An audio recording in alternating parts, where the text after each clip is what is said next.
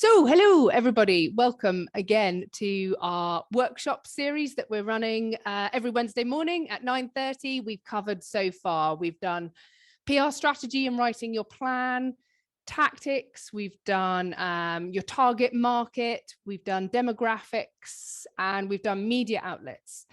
And last week, I asked everyone to vote on something that they wanted to see the most, and it came up overwhelmingly as measuring effectiveness of your PR and marketing. So that's what we're covering today. So I will start the session again, just recapping who I am and why I'm sitting here talking to you about this, why we need to measure and evaluate, and we'll kind of go through all of those different things as we go. So let's get cracking. So firstly, this is me. Who am I? I'm AJ Sharp. I spend my days consulting, training, mentoring business owners with their food and drink PR and marketing. I get weirdly excited about strategy, and I make sure we're always pointing our work in the right direction for success. Those of you who've been on lots of these workshops know I change this photo every week. This is probably one of the most cringe photos ever. Yeah, I mean, I think I've got younger looking as the years have gone by.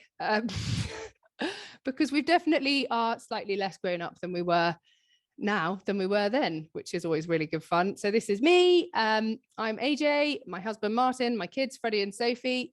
This is how we spend our weekends. Not every weekend we're in black tie. Before I set up Sharp Relations, I was working in London as an account director I was the youngest account director at one of the big agencies at just 26 years old, managing budgets for kind of multi-million-pound brands. And I've always been really passionate about great food and drink. But more than that, I really wanted to help people. And I think when you're in a massive company, you're kind of a cog in a big wheel. Whereas when I started Sharp Relations, we're smaller, we're more personal, we're really able to help people on that level, which is what I really wanted. This is our team today. This is a picture from December. And we know that our results drive incredible growth and awareness for the brands we work with by influencing consumer behavior through media coverage, which could be across anything. But we know that drives traffic to websites. We know it boosts visibility. We know it engenders trust and drives footfall and builds brand recognition. I just realized I'm sinking on my chair. Sorry, if I disappear out of sight, it's because my chair's lost its gas. If I just start diving straight in with this, I think while we're setting our objectives and intentions and kind of looking at how we're going to measure against them, it's really useful to have a note about budgets. And I know I covered this in the first ever session, but I think it's a really important one. In my experience, there's only really three PR and marketing budgetary scenarios in business. The first one is that your marketing's failing, which means you're spending more than you're making in profit over a span of time. Now, this would usually be measured over more than 1 year, probably less than 5, but bearing in mind it takes 2 to 3 years to really start to build a brand and get that traction. The second scenario is that you have no idea how the marketing is doing because you're not measuring it, which is what we're going to cover today.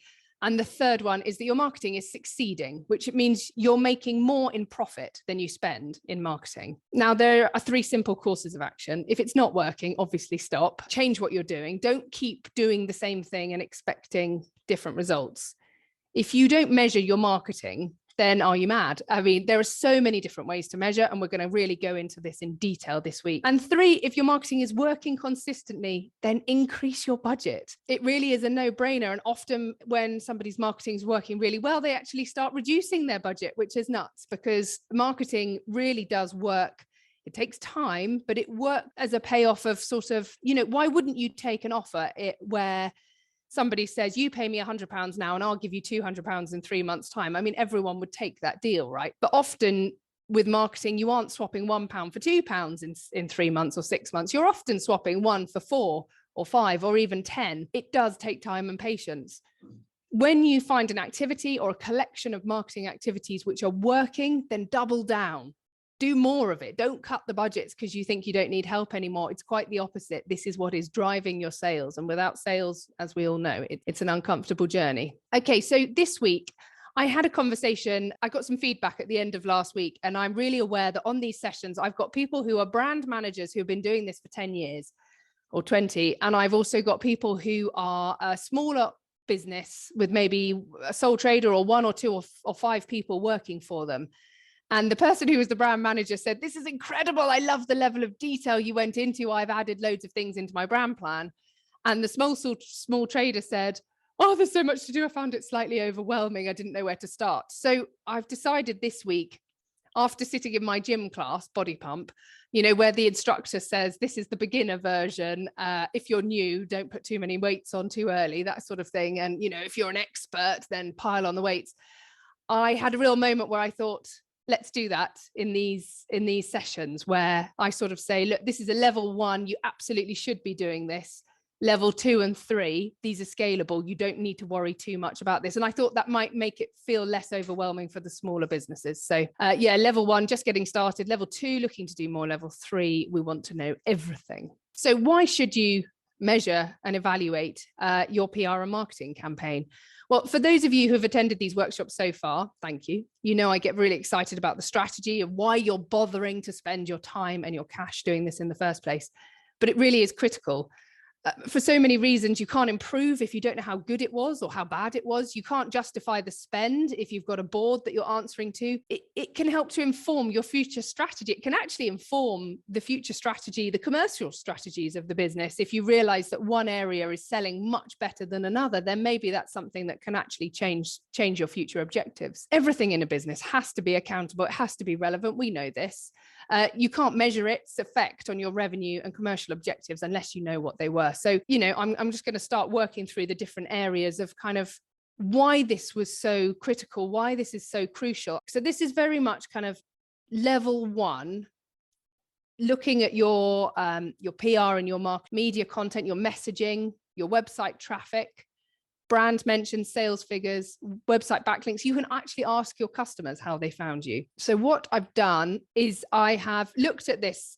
There is a framework which is called the AMEC framework, which is about the measurement and evaluation of communications. And it is really important that we do this in a structured way. And I think the AMEC framework, this is what PR agencies and marketing agencies are all using to evaluate their campaigns. But I've simplified it here just for the kind of level 1, level 2. The first 3 sections, objectives, inputs, and activities. We've been doing this. This is what we've just covered over the last 2 or 3 workshops. We've covered the why. Why are we doing this? What are our commercial objectives? What's our goal? We've covered the inputs, which is the where, you know, which media outlets are we talking to and who are we talking to at those media outlets? Exactly who is our demographic? Who are we talking to? And then 3, the activities. We've covered that in the last 2 sessions of tactics and activities. What are we doing? Are we going to events? Are we doing email marketing? Are we doing social media PR? What are we doing? So we've done a lot of that. And if you want to see any of those sessions again, give me or Isabella a nudge in the comments, because we can send you the links later on today. For any of those past ones, they're all available to you guys if you want to see them. So what we're talking about today is the results. So this is the outputs, which are quantitative. I can't say that after a glass of wine. I can barely say it now, but quantitative, which is counting. It's the counting of different activities that have been done. The outtakes is the response to the activities that have been done. Was it positive? Was it negative? How did it go down? How was it received? And the outcome is the effect. I mean, largely for most companies, the effect is going to be probably the revenue generated, the sales, the ticket sales, that sort of thing. We're going to go into this in much more detail over the next few slides. And number 7, the impact. This is where you take all of that information and you link it back to your objectives that you wrote in that first ever session that we did, which you've taken from your business plan, or maybe you wrote that day as we were talking about it. For people who are level 2 or 3, you will probably be familiar with this. This is the AMEC framework. It looks really complicated. If you are feeling like you're a level 1 or 2, just ignore this because it looks more complicated than it is. But you can see here, you've got the first section, the red and the yellow. This is the preparation section. This is what we've just been talking about. Your organizational objectives, these are your commercial objectives, how you convert them into a communications objective, which again, we've talked about, and I will talk about again a little bit in some time. And then we've got the kind of the planning section, which was the target audience, which we covered in, I think, the second workshop we did, and the kind of strategy for that, how we're going to do it. The implementation, the activity, what you did, all the different things you did, the social media, you know, the email marketing, the press releases, the events that you attended. And then you can see the measurements and insights are on the other side here, measuring the activity, measuring the audience response, the effect of that activity, and then going all the way through to the impact, How has it affected your organization, your business, your stakeholders, that sort of thing? So output, level 1, everyone should be doing this because it's really simple. It's counting. Output is quantitative measurements. So you are counting things so that you can compare them year on year. It's a very simple way of just having a measure. And if you are new to this, just having a measure is better than having nothing at all. A measure that just tells you we appeared in the press 10 times last year, but 20 times this year, which is fantastic. You know, you can say that you've increased your visibility, you've increased your brand, all that sort of thing. Quote here, Lord Kelvin. He was, I had to look him up, 19th century scientist who invented and was named after absolute zero. Nothing's colder than absolute zero on a Kelvin scale, apparently, minus 173. Anyway, he said, if you can't measure it, you can't improve it. And I think that's our level 1, have a measurement. If you can't measure it, you can't improve it. The PR measurement you can start with. I mean, again, this is probably taking us into level 2 or 3. If you're level 1, just count how many times you appeared in the press and the date you appeared. Just count it. Just have a little chart, have a little list that you keep. So you can count your press clippings, you can count number of brand mentions that appeared in the press or online, number of images that have appeared, number of media outlets that you've appeared in. Are you always appearing in the same media outlet all the time, or is there actually a good variety? The number of UTM links. UTM links we use a lot in our measurement for our bigger clients, which give you, it's called something, urchin tracking measure, I think. And it means that when we set up coverage in a really good piece of national coverage, we can actually track exactly how many sales have come from that one piece of coverage. Urchin tracking module, that's what it is. Website traffic. This is a huge one. This is one of the main ways we probably measure the effectiveness of a PR campaign is through website traffic. How many people have we driven to that website? And social media mentions, of course. Who's talking about you on social media? Is anyone talking about you? And what are they saying? Well, we'll come to what are they saying in the next section. So that's how you could measure your PR. If I take you through to email, again, if you're using something like MailChimp or Infusion or HubSpot, I mean, there are hundreds of different tools you can use for this. And I really recommend you do, so that you can track things like the open rate. How many people are actually opening your emails, even reading them? How many people are clicking on the links? How many people are subscribing? How often are they unsubscribing once they've subscribed? Why are they doing that? The conversion rate of different people, complaints, that can be high for some people, bounce, and forward and share. Who's interacting with that content? If you're looking at something like your website, how you would measure that, again, counting up the overall traffic, the organic traffic. The thing that I'm always interested in is the source of traffic. Where's it coming from? If you go onto something like Google Analytics, it'll give you your top 10 sources. Is it coming in from Facebook? Is it coming in from Google? Are people just searching for you and finding you? Is it direct, as in they've actually typed in your exact website link to arrive at your website? I think things like that are really fascinating for analyzing how you're getting people onto your website in the first place. Your bounce rate. How often are people coming in, having a look around, disappearing, not doing anything at all? Average time on site, average page views per site, keyword rankings, website speed, all of these things can give you a lot of information. If you're doing events, if you're either hosting events or you are attending a lot of events, lots of people, as part of their strategy for PR and marketing in the year, will attend certain trade shows. They might be going to IFE or the Specialty Fine Food Fair or Bread and Jam, or, you know, there are a lot of different fairs that are very good exhibitions. And so you can measure what was useful about that. How many connections did you make at that trade show? If you're hosting, how many tickets did you sell? How many attendees came on the day? How many people did you interact with? Often people have a system whereby they can take people's emails on the day. How many emails did you obtain on the day? How much social media engagement did you get as a result of being at that exhibition or event? Of course, if you're hosting it, you might be counting your revenue generated, although that really should come slightly later on, and your post-event sales, of course. Social media measurements. This one's always a big one. Everyone says, how do I measure my social media? Like increase in followers. If you just early on, just choose a day, it could be today, couldn't it? The 2nd of February, just write down, just literally send yourself an email. It can be the easiest way to do it with your followers. How many followers do you have today? How many posts have you posted? Your number of tweets, average number of likes on your content, average number of comments. Just grasp it now. Collect that data so that you can then go back in a year's time or 3 months time, 6 months time, and just see how that has changed. Engagement levels is huge. Impressions, how many people, impressions is massive because often there are people who are reading your content, absorbing your content, but not interacting with it. So you may have something on, I mean, LinkedIn is a classic one, I find, where you might only have kind of 20 likes, for example, but if you actually look at the impressions, it might be in the 3,000 or 4,000 impressions of people who've seen that piece of content. So it is a relevant metric. Share of voice is a big one. How much are you talking about a certain topic or trend in comparison to other people? Response times on your social media, replies to comments, that sort of thing. What sort of tools are there out there? I mean, people always ask me this, oh, can we make this any easier? And yes, the answer is absolutely, you can make this easier. There are lots of tools you can use. Some cost money, some you can do for free, most cost money. Google Analytics is free. It's used by most businesses to track the effectiveness of their website, but it also helps you to track some of your other marketing activities. So it's very useful. There are things like maybe.com, which helps you to track your social media. HubSpot can do social media and emails. Buffer, social media. Hootsuite.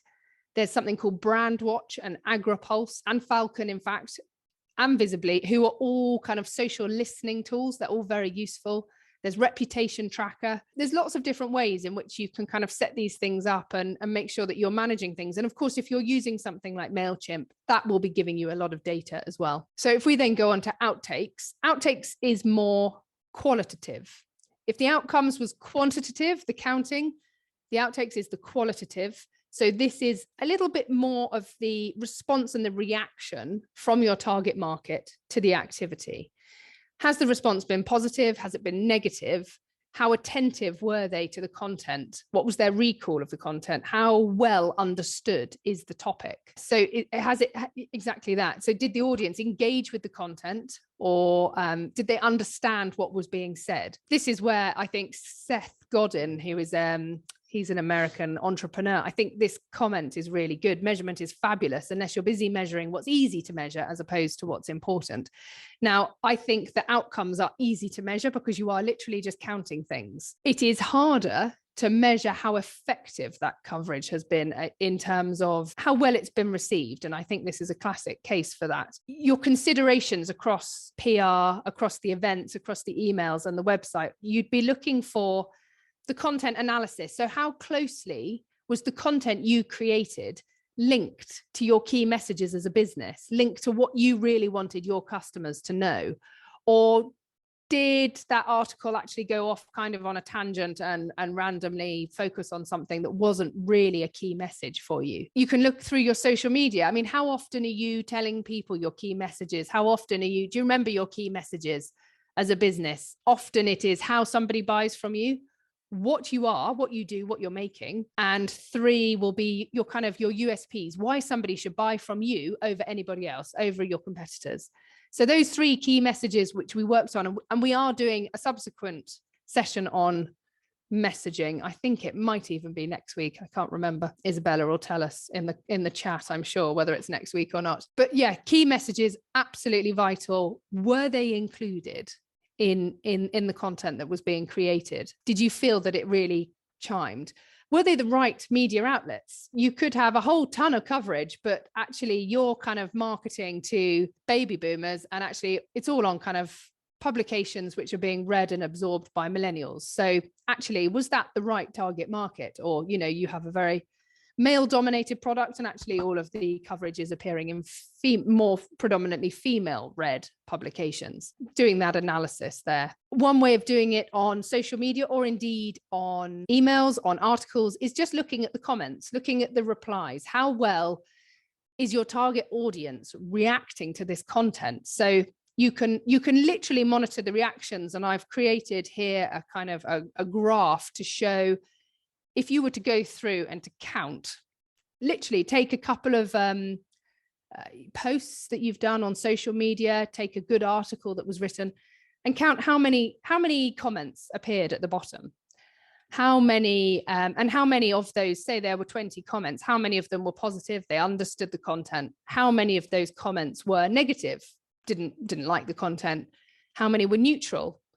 And how many were just spam, because there's always a few. And I think that's a really good way. And how, you know, on Twitter, are people sharing it? Are they retweeting it? Are they sharing it on Facebook and things? Are they really kind of interacting with their content? Are they enjoying that content? So outcomes, again, this is kind of a level 2. The outcome is the measure of the effect on consumer behavior as a result of the communication. So we've gone through the first one, which is the outtake, which is the measurement. We've done the measurement, the quantitative, the qualitative, and now this is the effect. This would be more of a financial or an action-based consideration across all of your different kind of media activities. So you'd be looking for conversions. This is where I really start to look at the kind of financial implications of the marketing activity. Conversion. So, you know, have the sales happened? How much revenue has been generated as a result of that activity? It could be lead sourcing. And I think for a lot of the time, for social media, for trade events, for PR, definitely, you get leads that way. It's hard sometimes to attribute them directly back to one particular piece of marketing. But I think it's really important that when you are talking or you're onboarding this new account, this new stockist, this new listing, ask them, where did they come from? You know, I saw you on LinkedIn. Actually, I saw you on LinkedIn and I met you at that trade show. Okay, great. 2 ticks there. Oh, actually, I saw an article about you guys and I really thought, you know, I've been thinking for a while, I must talk to you. Okay, great.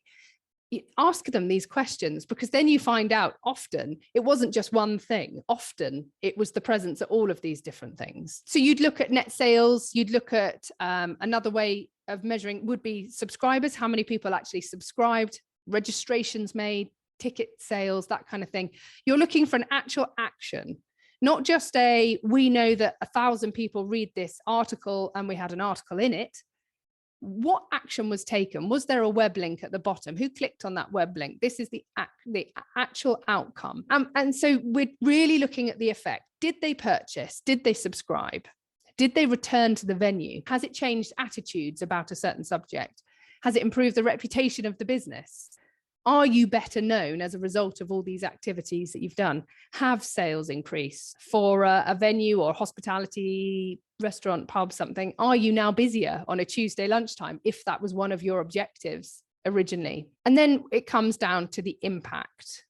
And the impact is absolutely crucial. The impact measures the results against the organizational objectives. So did the marketing we undertook help to push the business closer to meet its commercial objectives? Has the reputation improved? Have relationships changed? Have sales increased? So the measure of success, I love this quote from John Foster Dulles, I think you pronounce it. He was Secretary of State in America under Eisenhower. And he said, the measure of success is not whether you have a tough problem to deal with, but whether it's the same problem you had last year.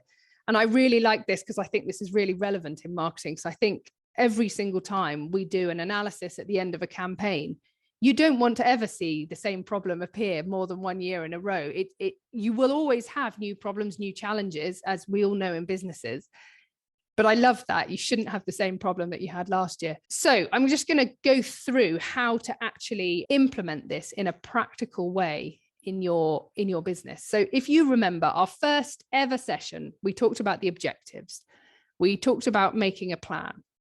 And I created this, which is a very, very simplistic work through of an example that could be relevant to anyone. So it's a bit generic, but hopefully you guys can all see how you might tweak it for your own businesses.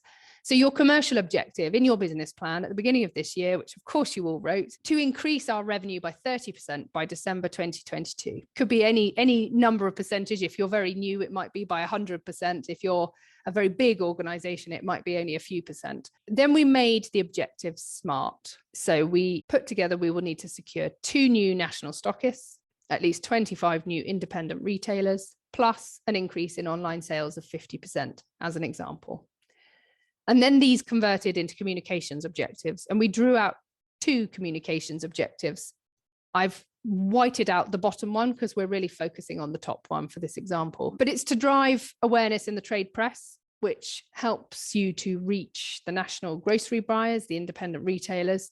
So your KPI, your measurement, how you're going to tell if you've done this or not, will be to generate 15 pieces of trade press coverage, to attend 2 trade shows, and to grow your email list by 30%.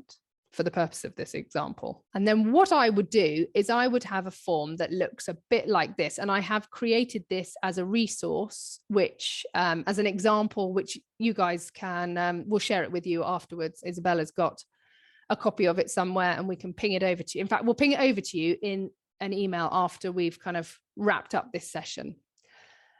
But if you look, you've got your marketing activity down the left-hand column. So email newsletters, for example, revenue generated from email links coming into the website, 25,000, for example. Activations, 52. So you sent one every single week, sent a newsletter every single week.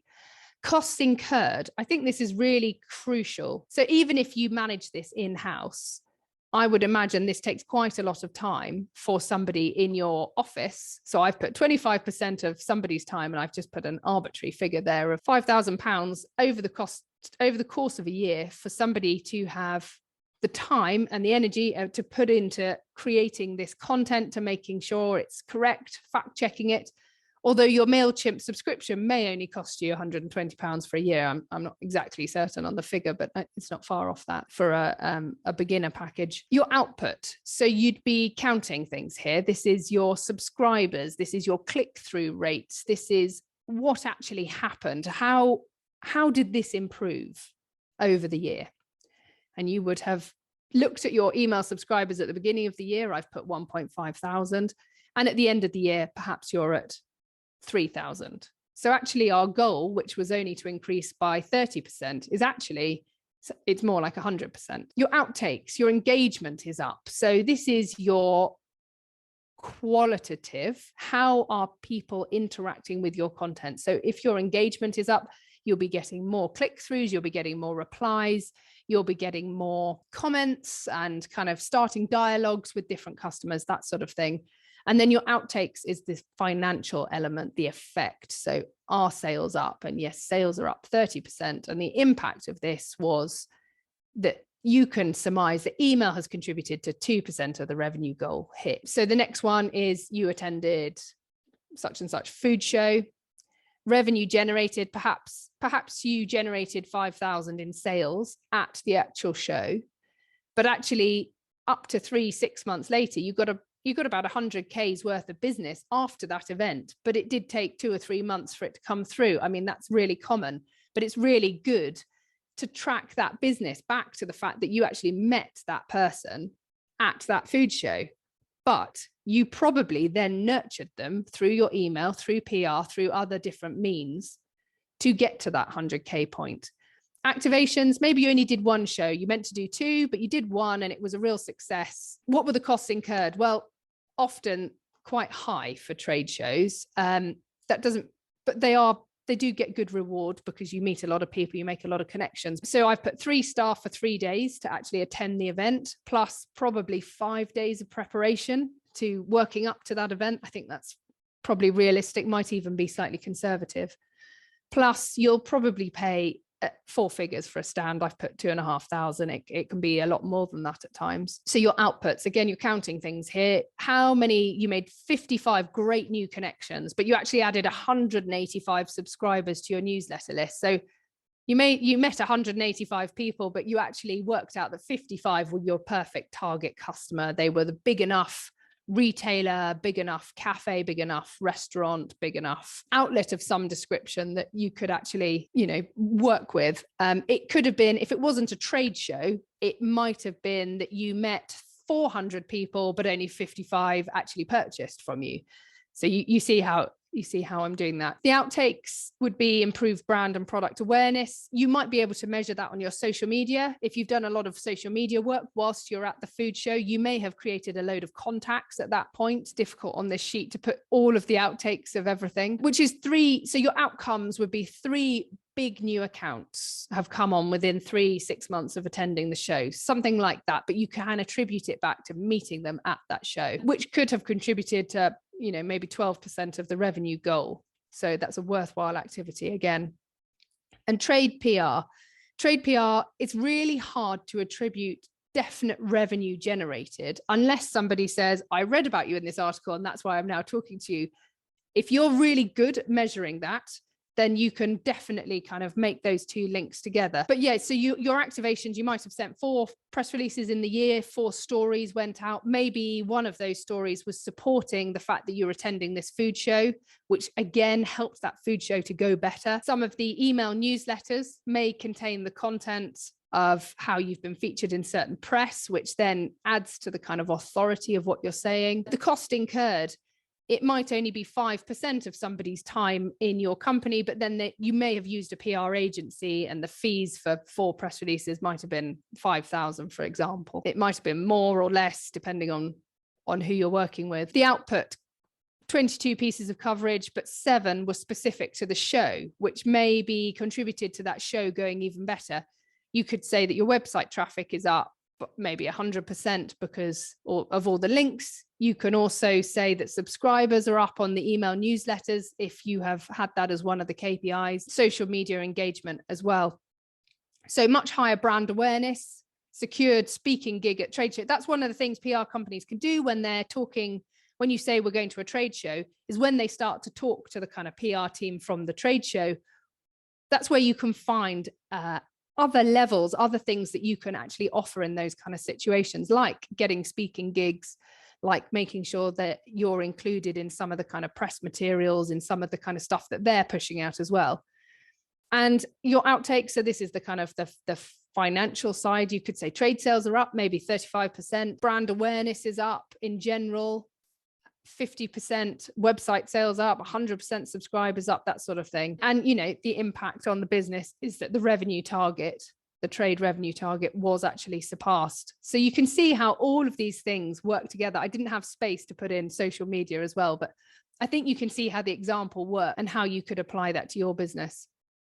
If you are level 1, I really strongly suggest that you just worry about the first 5 levels on this. Just worry about what are you doing? What revenue do you think was generated by that activity? Don't even worry too much about how many. Well, actually, no, it is a good idea to know how many activations you did, because then you know if you're going to increase it, is it going to double the effect? The cost incurred and the output. If you can just do that bit, even if it's just a really scrappy thing on an email that you do today and you look at again in 6 months, you are going to know what is working better. And you're going to be able to make improvements and make informed decisions as a result of that. And the big thing we do at the end of our PR campaigns is, of course, the analysis. What can we do better next time? I think this is one of the most key things. Where were the challenges? What activities really worked and which activities actually just really didn't chime with the audience at all? What were the PR objectives met? Were the communications objectives met? Did the company hit its objectives? And how can we better measure the effect of this? So this is where you just sit down and you just take 10 minutes to have a little look at it and see if you can make improvement. Oh yeah, my favorite quote, Einstein's quote, insanity is doing the same thing over and over again and expecting different results. I think that's where the analysis comes in and is really, really key. He famously said, doing the same thing over and over again, expecting different results. The businesses and brands that I've seen that have really succeeded, the ones that have grown really hard and fast every year, have one main thing in common, and they have a really strong focus on marketing. They make marketing a routine, and it's a positive, repeatable habit. It's accountable for itself, and it's measured at every stage. And they execute their marketing plan continuously throughout the year. The businesses which I see struggling, even ones I've seen fail, have either neglected marketing altogether or engaged in kind of random acts of PR and marketing without any real kind of plan or structure, maybe once or twice a quarter, a year. And they attempt this sort of singular random tactic because somebody's phoned them up and sold an offer, or, you know, this is too good to pass up. And then they give up because they don't really see immediate success. But that's not a plan. It's not a strategy. It's kind of a mess. So you're not going to see good results from that kind of activity. And then there's some who mistakenly believe that just having a really great product or service is enough to get them noticed. You know, once people try our new product, they'll realize it tastes better than any other product. And whilst this is probably true, the businesses that fail don't fail because they didn't have a good product or service. For the most part, they fail because people running them didn't pay enough attention to the marketing. Because no one knows how good your product or services are until after the sale has occurred. Which everyone knows is my favorite phrase. No one knows how good your products or services are until after the sale has occurred. Before they buy, they only know how good your marketing is. Put simply, the business with the best marketing team is going to win. So don't continue to do what you've always done if it isn't working for you. Knowing and not doing is the same as not knowing. So what's next? I always say at the end of these sessions, honestly, completely genuine offer. Let's chat. I'm really happy to have an informal chat with you. You don't have to commit to anything. I'm really happy to just chat through your strategy, what you're hoping to do, how you're hoping to achieve it. I really do love helping people. Some people love these sessions like with me one-to-one so much that I have actually started mentoring a small handful of business owners and just helping them where they're brilliant at running their business. They have a brilliant product, but they're not experts at marketing, and that's cool. So it's a sort of done with you where I get them to focus on the things that matter the most so that they can maximize their revenue at each stage and maximize their budget at each stage. So that's really, it's just chat to me. We can support you with all elements of communications. We do PR, social media, newsletters, blogs, and mentoring. If you want to know more, please join me. I run a free workshop every Wednesday morning at 9:30 for an hour. The next one is about messaging. And if you found this useful, please do leave us a 5-star review on Google or Facebook. It really helps food and drink businesses looking for support to find us. And a lot of our best clients come through referrals. So do please, mention it to anyone if you know of anyone who wants any help. Really appreciate that. And offer for ambitious plans. If you're ready for PR, then you'll know if you have. Somebody asked me this last week. How do I know if I'm ready for PR? There is definitely a point when PR is a key growth mechanism, and you can do it for trade. You can do it when somebody has no stockists or listings, and you can do a lot of trade work, which helps to kind of raise that profile. But generally, if you're looking for a big consumer push, then generally you're going to need to have stockists or listings or a really good e-com website. You need to have readily available samples and a way of sending them out fast and efficiently, a growth mindset, and be ready to start within kind of 3 months or so. Brilliant. Thank you so much, everybody.